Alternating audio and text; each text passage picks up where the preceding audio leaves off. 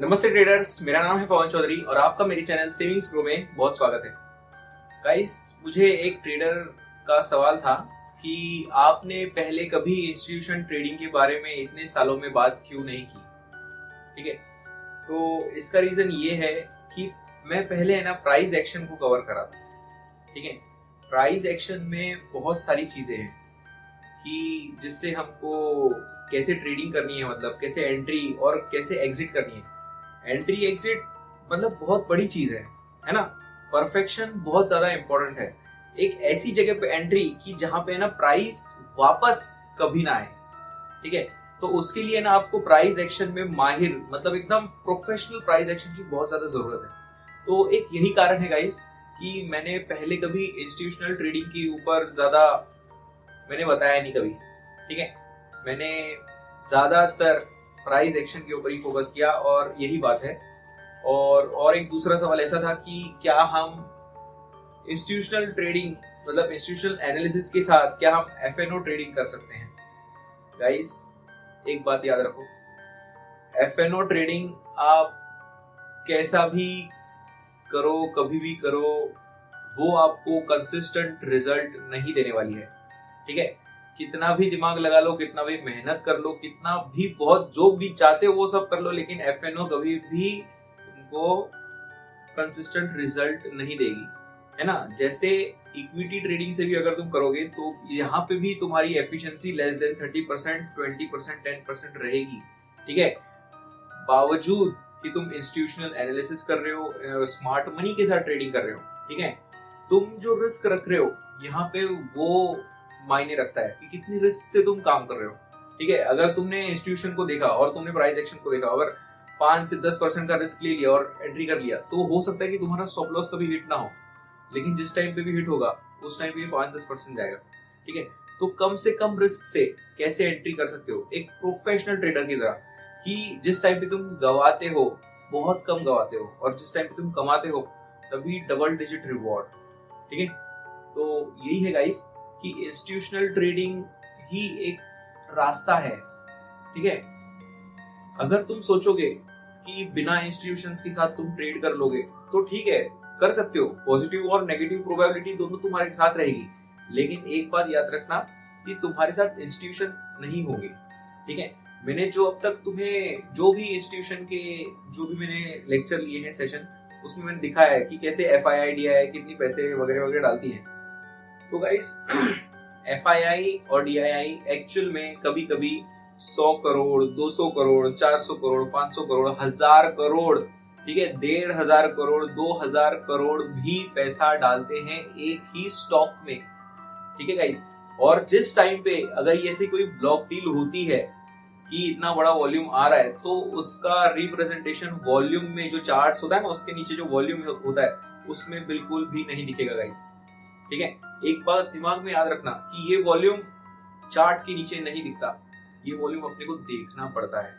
ठीक है, और मैंने ये चीज पहले भी कही थी और मैं फिर से कह रहा हूँ, इंस्टीट्यूशनल एंट्री के बाद तुरंत एंट्री नहीं होती।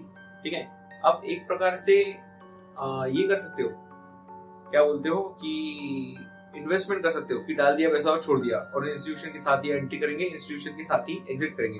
फॉर एग्जांपल, आपने तय कर लिया कि एफआईआई है, एफआईआई के साथ ही मेरे को एंट्री करनी है, गोल्डमैन सैक्स हो गया। ठीक है, उसके बाद और जो भी हैं, है ना, फेमस जो भी है, गोल्डमैन सैक्स की 3-4 इंस्टीट्यूशंस हैं। ठीक है, और है अच्छे खासे हैं।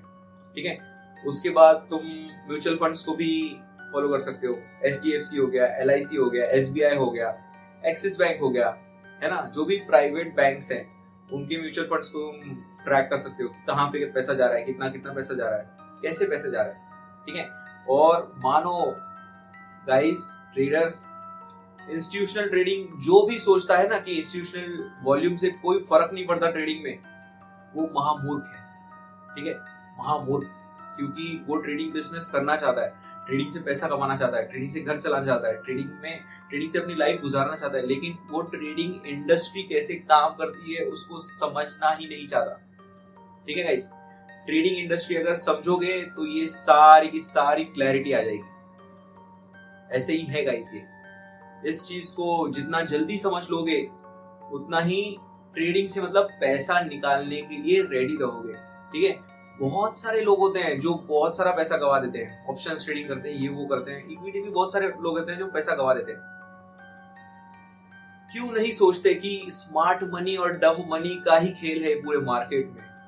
ठीक है, स्मार्ट मनी ही है जो चुंबक, उनके पास चुंबक होता है, मैग्नेट, वो रिटेलर से, डम मनी से पूरा पैसा खींच लेती है। ठीक है, तो इसलिए स्मार्ट मनी और डम मनी, ये दो कॉन्सेप्ट को तुमको समझना होगा, क्योंकि यही दो कॉन्सेप्ट है ना। और डम मनी को अगर स्मार्ट मनी बनना है तो उनको फॉलो करना होगा। ठीक है, फॉलो करना भी गाइस इतना आसान नहीं है, बहुत बहुत बहुत मुश्किल भी नहीं है, लेकिन कंसिस्टेंट डिसिप्लिन लगता है। ठीक है, कंसिस्टेंट, हर एक लेवल पे, हर एक दिन, हर एक घंटे, हर एक मिनट आपको डिसिप्लिन के साथ बैठना है। आप ट्रैकिंग कर रहे हो, आप फिशिंग कर रहे हो। ठीक है,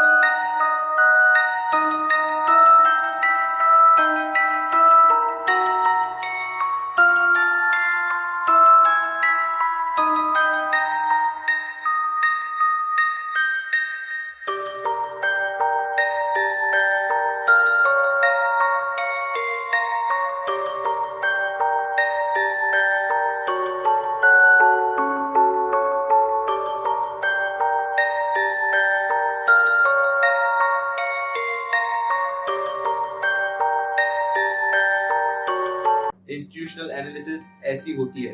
इंस्टीट्यूशनल एनालिसिस के पास, इंस्टीट्यूशनल के पास जो भी इंस्टीट्यूशंस हैं, उनके पास पैसा कैसे आता है? अगर एफआईआई है तो उनके कंट्रीज का, अगर डीआईआई है तो इंडिया का। ठीक है, इंडियन लोगों का पैसा।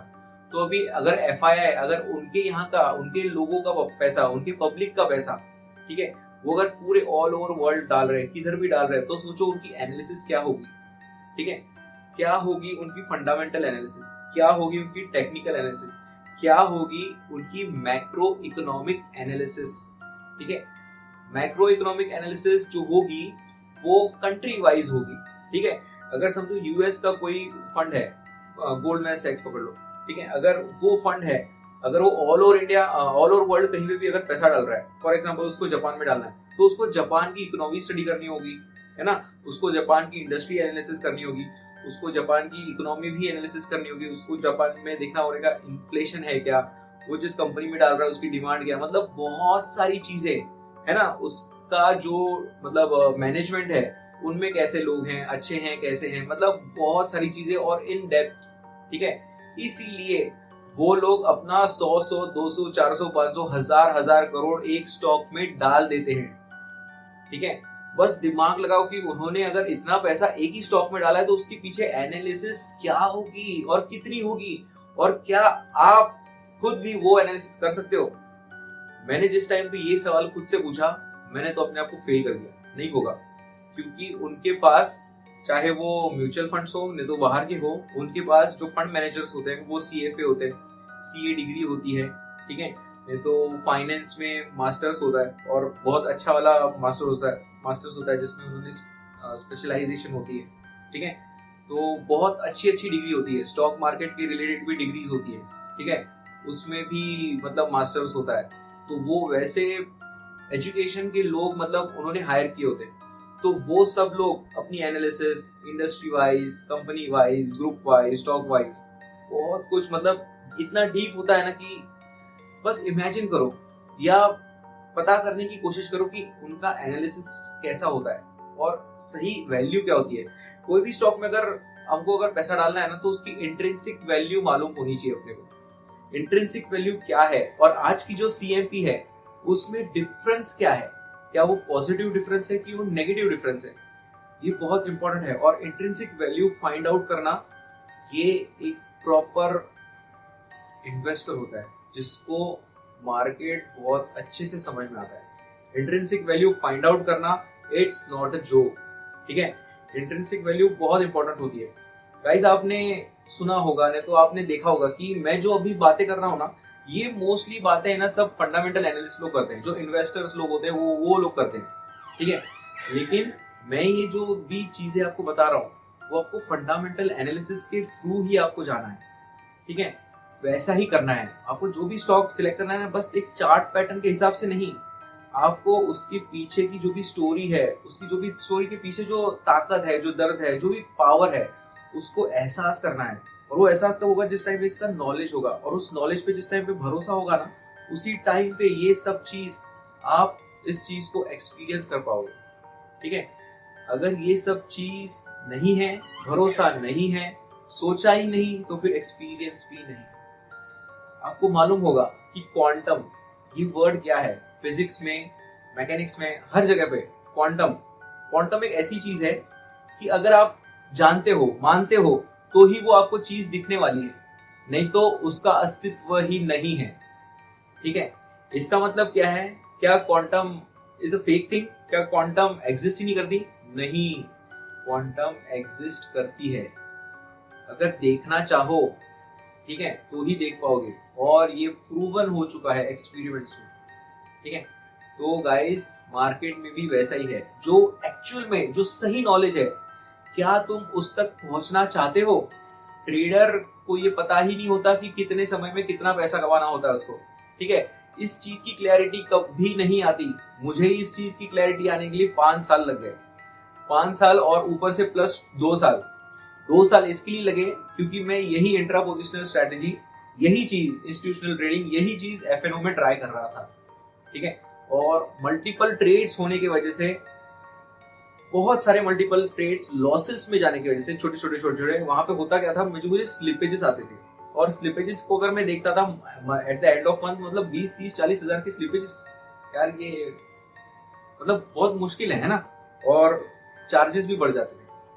चार्जेस तो खैर इतने नहीं लगते थे, लेकिन स्लिपेजेस और उसके साथ साथ टाइम डीके, फिर वो ऑप्शन हो या फिर फ्यूचर्स हो, फ्यूचर में भी हल्का सा डीके मिलता है, स्टॉक प्राइस वर्सेस फ्यूचर की प्राइस, ठीक है। तो इसलिए ना गाइस, ये सब चीज इंपॉर्टेंट है ये जानना कि हमारे जो कॉम्पिटिटर्स हैं, जो भी हमारे कॉम्पिटिटर्स हैं, मोस्टली तो एफआईआई और डीआईआई ही हैं, ठीक है। और उनके अलावा जो भी प्रोफेशनल ट्रेडर्स हैं, तो छोटे छोटे इंस्टीट्यूशंस हैं, वो लोग अपने कॉम्पिटिटर्स हैं, ठीक है। वो कितना कमा रहे हैं, है ना। हम जब से पैदा हुए हैं तब से वो इंस्टीट्यूशन चलते आ रहा है, ठीक है। गोल्डमैन सैक्स पकड़ लो, यहाँ पे अपने देश में जो भी बड़े बड़े बैंक्स है, private banks, HDFC, axis mutual, SBI, है ना, ये सबके फंड्स भी थे पहले से, और अभी भी हैं, और चलते आ रहे हैं। तो जरा सोचो कि वो क्यों चलते आ रहे हैं, है ना। वो चलते आ रहे हैं सालों सालों से, सेंचुरी से बोल सकते हैं, डिकेड से, है ना।